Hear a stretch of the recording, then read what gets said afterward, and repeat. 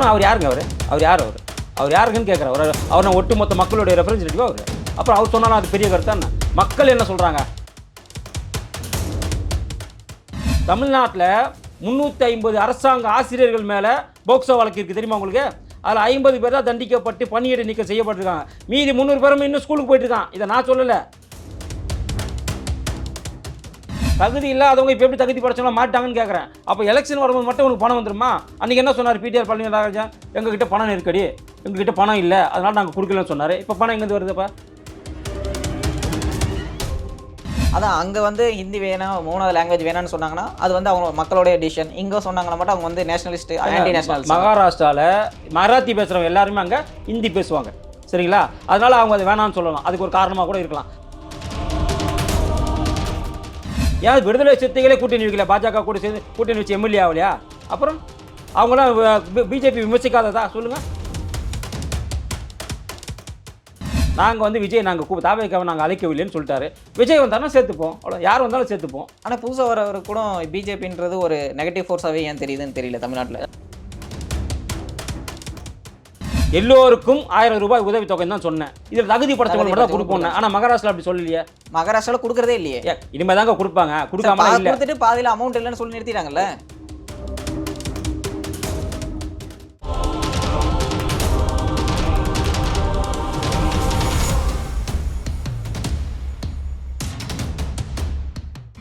Yellow bench நேயர்களுக்கு வணக்கம். இன்னைக்கு நம்ம கூட பாஜகவை சார்ந்த பேச்சாளர் ஃபயர் சதீஷ்குமார் சார் இருக்காரு. அவர்கிட்ட கேட்க நிறைய கேள்விகள் இருக்கு, வாங்க கேட்போம். வணக்கம் சார். வணக்கம். விஜயும் அதே தான் பேசுறாரு. ஆனா விஜய் மட்டும் நீங்க வந்து கூட்டணிக்கு வரணும்னு அதிமுகவும் பாஜகவும் நேற்றுக்கு நயினார் சொன்னாருங்க. நாங்கள் அவர் விஜய் வந்து நான் கூட்டணி கூப்பிடலன்னு நேற்றுக்கு சொன்னாருங்க. நேற்றுக்கு அதிமுக தலைவர்கள் பேசினாங்களா இல்லையா சார் உங்க கூட்டணியில் இருக்காங்க? நான் திரும்ப சொல்றேங்க, அது அவங்க பேசுனாங்க பேசல, எங்களுக்கு தேவையில்லை. எங்களோட தலைவர் கூட்டணி உங்களுக்கு தானே சார். எங்களுடைய தலைவர் என்ன சொன்னார்? நேற்று கூட எங்க தலைவர் என்ன சொன்னாரு? விஜயை நாங்க கூப்பிடவே இல்லை, எங்க கூட்டணிக்கு நாங்க அவர் கூப்பிடவே இல்லை, அவரே சொல்லிட்டாரு. ஆனா அதிமுக கூப்பிடுறாங்களா? உங்க கூட்டணியில தானே இருக்காங்க அதிமுக. இப்ப கூப்பிட்டாங்களா? எங்க கூட்டணி சேர்றதுக்கு முன்னாடி கூப்பிட்டாங்க. எங்க கூட்டணி சேர்ந்ததுக்கு அப்புறம் விஜய் பத்தி அவங்க பேசவே இல்லை. பின்னாடியும் ராஜேந்திர பாலாஜி பேசியிருக்காரு. ராஜேந்திர பாலாஜி பேசுறது, கேபி முனுசாமி பேசுறதுலாம் கட்சியோட இது கிடையாது. எடப்பாடியார் கூப்பிட்டாரா? முன்னாள் அமைச்சர்கள் அவங்களோட வேல்யூ அதான் கிடையாது. எடப்பாடியார் கூப்பிட்டாரா? எடப்பாடியார் தான் இன்னைக்கு வந்துட்டு அந்த கட்சியோட அங்கீகரிக்கப்பட்ட நபர். கூட்டணி பத்தி நீங்க நம்புறீங்க? அதிமுகவும் தாவேகாவும் எந்த பேச்சுவார்த்தையிலும் இல்லைன்னு நம்புறீங்க? ஆமா, உண்மைதான், நம்பலாம். நான் கண்டிப்பா நம்புறோம். அப்படி எதுவும் பேச்சுவார்த்தை கிடையாது, அந்த பேச்சுவார்த்தை கிடையாது. அப்போ விஜய் உள்ள வந்தா பாஜக வந்து விஜய் விமர்சனால வெளியே போயிருவீங்க நீங்க? அப்படின்னு நாங்க சொல்ல மாட்டோமே. நாங்க வந்து பாஜக பெருசா, அதாவது விமர்சனம் என்பது நாங்களும் வைக்கலாம், அவங்களும் வைக்கலாம். சார் அவங்க விமர்சனம் என்னுடைய அரசியல் கொள்கை எதிரியா அவரு தான். இப்போ வந்து மனித குலத்துக்கு எதிரி மாதிரி அவங்கள வந்து இவங்க கூட தான் பேசினாரு. வைகோ பேசுனதோட அவர் பேசிட்டாரு. வைகோ ஏங்க பிணம் கூட கூட்டு வைக்காதுன்னு சொன்னாலும் போய் கூட்டணி வச்சுட்டான். அதெல்லாம் பத்தி கேள்வி கேட்க மாட்டீங்க. இதுல பேசுங்கிறது ஒரு கட்சி விமர்சனம் பண்றது. இப்போ நேருக்கு எதிரான கட்சி திமுகவும் பாஜகவும் அவங்க கூட்டணி வைக்கலையா? ஏன் விடுதலை சிறுத்தைகளே கூட்டணி வைக்கல? பாஜக கூட சேர்ந்து கூட்டணி வச்சு எம்எல்ஏ ஆகலையா? அப்புறம் அவங்களாம் பிஜேபி விமர்சிக்காததா சொல்லுங்க? இன்னைக்கு கூட்டணி வச்சுட்டு நீங்க விமர்சனம் விஜய் வந்தாலும் நம்ம கூட்டணியில் சேர்த்துப்போம். யார் வந்தாலும் அந்த கூட்டணியில் சேர்த்துப்போம். ஆனா இப்பதான் விஜய் வந்து இங்க வந்து கூட்டணிக்கு பேசவே இல்லை. நாங்க கூப்பிடலங்க, அவர் வந்தா நாங்க சேர்த்துக்க போறோம், அவ்வளவுதான். நாங்க கூப்பிடல, அது எங்க தலைவர் நேற்று சொல்லிட்டாரு. நாங்கள் வந்து விஜய் நாங்கள் தாவேக்காவை நாங்கள் அழைக்கவில்லைன்னு சொல்லிட்டாரு. விஜய் வந்தாலும் சேர்த்துப்போம், அவ்வளோ. யார் வந்தாலும் சேர்த்துப்போம். ஆனால் புதுசாக வரவர் கூட பிஜேபின்றது ஒரு நெகட்டிவ் ஃபோர்ஸாகவே ஏன் தெரியுதுன்னு தெரியல தமிழ்நாட்டில். ஏங்க நான் திரும்ப சொல்லிட்டேன், நெகட்டிவ் ஃபோர்ஸ் எப்படிங்க தெரியும்? அதை 18% ஓட்டு வாங்கியிருக்கிறோம், 3% 18 வந்திருக்கிறோம். அப்புறம் நெகட்டிவ் ஃபோர்ஸ் எப்படி சொல்கிறீங்க? அது பாசிட்டிவ். அது அவர் தான் சொல்கிறாரு, இங்கே வந்து தமிழ்நாட்டுக்கான எல்லா கொள்கைகளும் எதிரியான கட்சி பிஜேபி அப்படின்னு அவர் சொன்னால். அவர் யாருங்க? அவர் யாருங்கன்னு கேட்குறாரு. அவர் நான் ஒட்டுமொத்த மக்களுடைய ரெப்ரஸன்டேட்டிவா அவர். அப்புறம் அவர் சொன்னாலும் அது பெரிய கருத்தா என்ன? மக்கள் என்ன சொல்றாங்க? 3% 18% கொடுத்துருக்காங்க. அப்போ மக்களோட அமோக ஆதரவு பிஜேபிக்கு இருக்கு. அப்போ தமிழ்நாட்டில் வந்து டிஎம்கேக்கு தான் பெரிய ஆதரவு. 40க்கு 40 சீட்டு கொடுத்துருக்காங்க. சரி, 40 சீட்டு கொடுத்துட்டாங்க. ஓட்டு பெர்சன்டேஜ் எவ்வளோ வந்துச்சு? முதல்ல எவ்வளோ வச்சுட்டாங்க, அப்புறம் எவ்வளோ கம்மியாச்சு? ஆனால் 40 சீட்டு வின் பண்ணியிருக்காங்க. 46% வச்சிருந்தவங்க கடைசியில் எவ்வளோக்கு வந்தாங்க? இப்போ ரீசெண்ட் எலெக்ஷனில் 44%. 44ங்கிறது இந்த அது முன்னாடிங்க. இப்போ கடைசியாக அவங்க எடுத்த சதவீதம் வந்துட்டு பார்த்தீங்கன்னா 38%, 37% எடுத்தாங்க. கிட்டத்தட்ட 46, 9% கம்மியாயிட்டாங்க அவங்க. அதனால நீங்கள் கம்மியான பர்சன்டேஜ் பற்றிலாம் நீங்கள் பேசக்கூடாது. அது இல்லாமல் அவங்க ஜெயிச்சது 39 தொகுதியில் பார்த்தீங்கன்னா 12 இடத்துல செகண்ட் பிளேஸ் வந்திருக்கோம் நாங்கள். யார்? BJP second place. அதான் சார், நீங்கள் வளர்ந்துறீங்க. நீங்கள் என்ன சொல்கிறீங்க? எங்களுக்கு வந்து மக்கள் ஆதரவு இருக்குது 18% சொல்கிறீங்களா சார்? அதே மாதிரி நீங்கள் தாங்க இப்போ சொன்னீங்க பிஜேபினாவே மக்கள் இப்படி பார்க்குறாங்க, பிஜேபினாவே இங்கே வந்துட்டு சரி வராது, மற்ற கட்சி தலைவர்லாம் பேசுகிறாங்க, நீ சொல்கிறீங்க இதே வாய் தான் சொல்லிட்டு நீங்கள் வளர்ந்துட்டீங்குது. என்ன என்ன பேசுறீங்க நீங்கள்? அதான் சார் நீங்க சொன்னதான். இப்போ வந்து நீங்க வளர்ந்துட்டீங்க சொல்றீங்கல்ல, ஆனா 38% ஏங்க நாங்கள் வளர்ந்துட்டோங்கிறது ப்ரூவ் பண்ணியிருக்கோங்க. அதான் சார் நீங்க வளர்ந்துட்டீங்க, ப்ரூவ் பண்ணிருக்கீங்க. ஆனா நான் என்ன சொல்றேன், அப்போ நீங்க வந்து இவ்வளவு வளர்ச்சியில இருக்கிறவங்க ஒரு மக்கள் ஆதரவு இருக்குன்னா, அப்ப ஆளுங்கட்சியா இருக்கவங்களுக்கு மக்கள் ஆதரவு இருக்குன்னு தானே அர்த்தம். இப்போ நாங்கள் அவங்களுக்கு ஆதரவு இல்லை நாங்கள் சொல்லலைங்க, புரியுதா? அப்போது அது இது நான் சொல்கிறது வந்து 2024 பெர்சன்டேஜ் கணக்கு, சரிங்களா? Okay sir. அதுக்கப்புறம் எவ்வளவு துன்பங்களை மக்கள் அனுபவிச்சிருக்கிறாங்கன்னு எல்லாருக்கும் தெரியும். அதுக்கப்புறம் 3வது முறையாக கட்டண உயர்வு, எது இந்த மின்சார கட்டண உயர்வு, இதெல்லாம் ரொம்ப பெரிய இம்பாக்டாக இருக்குது. இப்போது எலக்ட்ரிசிட்டி பில்லை ஏற்றிட்டாங்க. இப்போ நான் 2 நாளைக்கு முன்னாடி என்ன சொல்லியிருக்கிறாரு, அனைத்து மகளிருக்குமே நாங்கள் 1000 ரூபா கொடுக்குறோம், நீங்கள் விண்ணப்பிச்சாக்கா நான் உங்களுக்கு 1000 ரூபா கொடுக்குறேன்னு சொல்லிட்டாரு. 4 வருஷத்துக்கு முன்னாடி என்ன சொன்னார், தகுதி வாய்ந்தவங்க, அதாவது உங்களுடைய தேர்தல் அறிக்கை அனைவருக்கும் 1000 ரூபா கொடுப்பது தான் தேர்தல் அறிக்கை. அப்புறமா பணம் கொடுக்கும்போது என்ன சொன்னாங்க, 2 கோடி ரேஷன் கார்டு இருக்குது, 2 கோடி ரேஷன் கார்டில் இவங்க கொடுத்தது 1 கோடியே 10 லட்சம் ரேஷன் கார்டுக்கு மட்டும் தான் கொடுத்தாங்க. மீதி 90 லட்சம் ரேஷன் கார்டுக்கு இவங்க கொடுக்கல. கேட்டாக்கா இவங்களாம் தகுதி கிடையாது, இவங்கெல்லாம் வந்துட்டு கேட்டகரி வேறு கேட்டகரியில் இருக்கிறாங்க. அதாவது இவங்க சொன்ன முக்கியமான 3 பாயிண்ட் சொல்கிற கேளுங்க, 3 கண்டிஷன்ஸ். 500 யூனிட்டுக்கு மேலே பயன்படுத்திட்டாங்க யாரே இந்த 90 லட்சம் பேர்.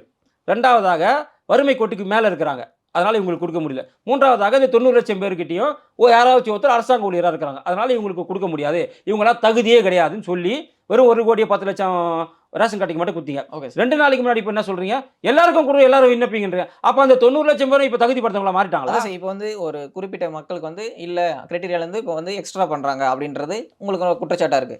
ஆனா மகாராஷ்டிரால நம்ம கொடுக்கணும்னு சொன்ன அமௌண்ட்டே கொடுக்காம இருக்காங்களே கவர்மெண்ட். அதை நான் என்ன நம்ம எப்படி கேட்குறேங்க, இருங்க, நான் என்கிட்ட தமிழ்நாட்டில் இருக்கிறேன், நான் தமிழ்நாட்டில் இருக்கிறேன், தமிழ்நாட்டில் இருங்க, தமிழ்நாட்டில் என்ன ஆள்றது யாரு? திமுக. நான் அவனை தான் கேள்வி கேட்க முடியும். நான் மகாராஷ்டிராவில் வாழல, என் குடும்பம் மகாராஷ்டிராவில். எனக்கு தேவையில்லைங்க, எனக்கு தேவையில்லைங்க, இங்கே நான் ஆட்சி பண்றாங்க. எனக்கு தேவையில்லைங்க, எனக்கு தேவை. நான் தமிழ்நாட்டில் இருக்கிறேங்க, தமிழ்நாட்டில் நான் இங்கே வாழ்கிறேன்.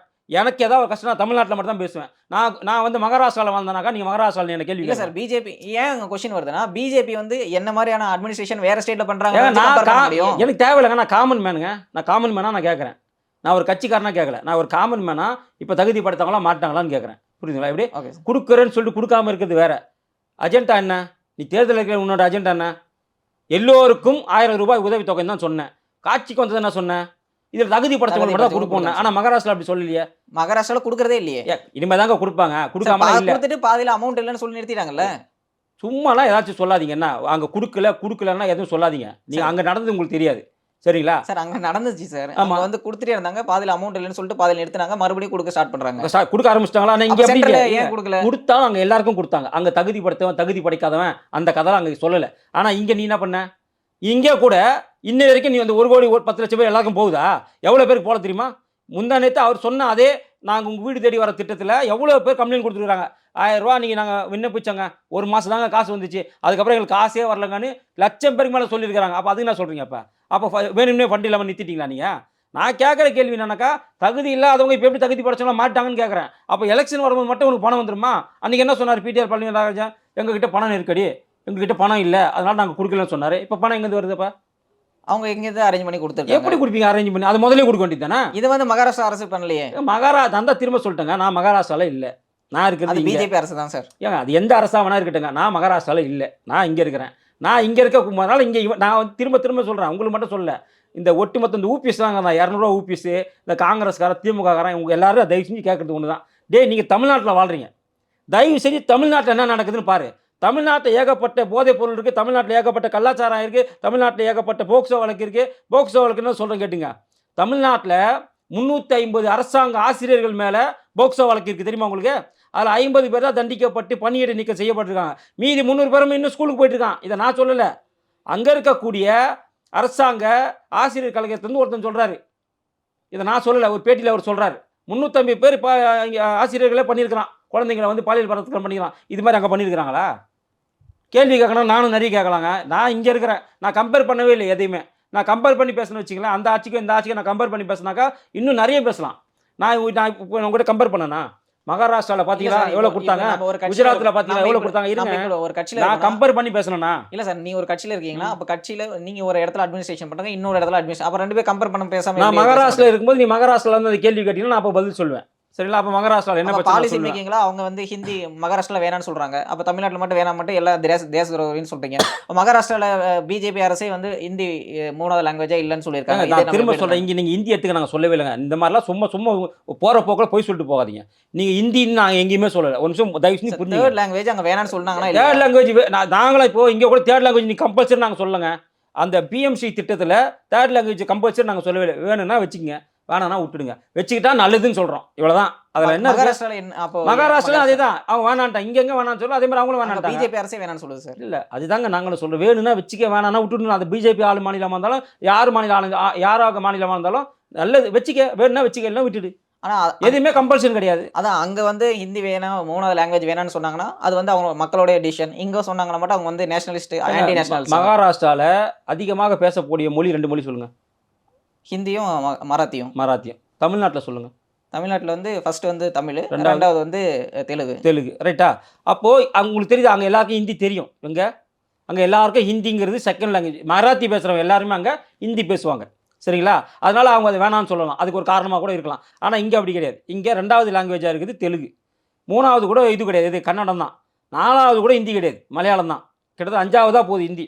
அதனால இங்க இருக்கக்கூடியவங்க ஹிந்தி கத்துக்கிறதுல ஒண்ணும் பெரிய பெரிய விஷயம் கிடையாது. கத்துக்கலாம்.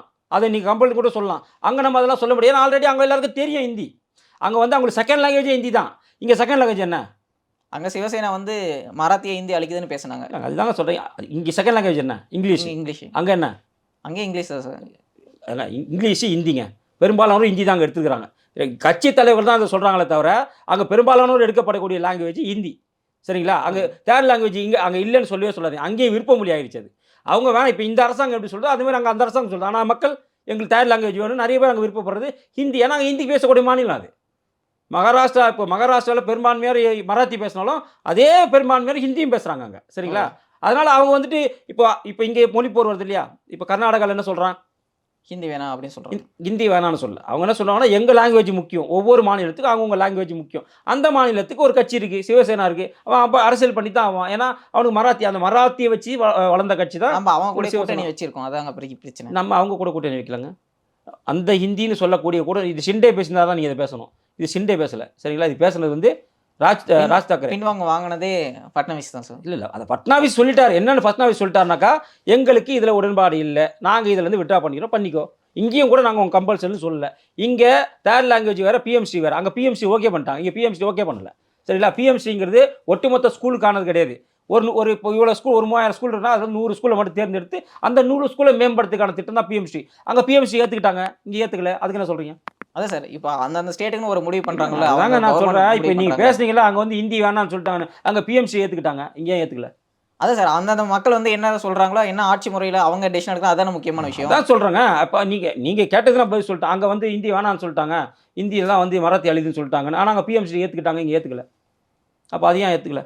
அதான் சார். அங்க இருக்கிற மக்களுடைய டெசிஷனை அவங்க வந்து அதுதாங்க. மதிக்கிறாங்க. அதுதான் இங்க சொல்றேன். நடக்கிற விஷயம் அதுதான் அது வந்து எதுவுமே ஆன்டி கம்பல்ஷன் இண்டியன்ஸ் கிடையாது. பேசுறாங்க. பிஜேபி எதுவுமே கம்பல் பண்ணது கிடையாது.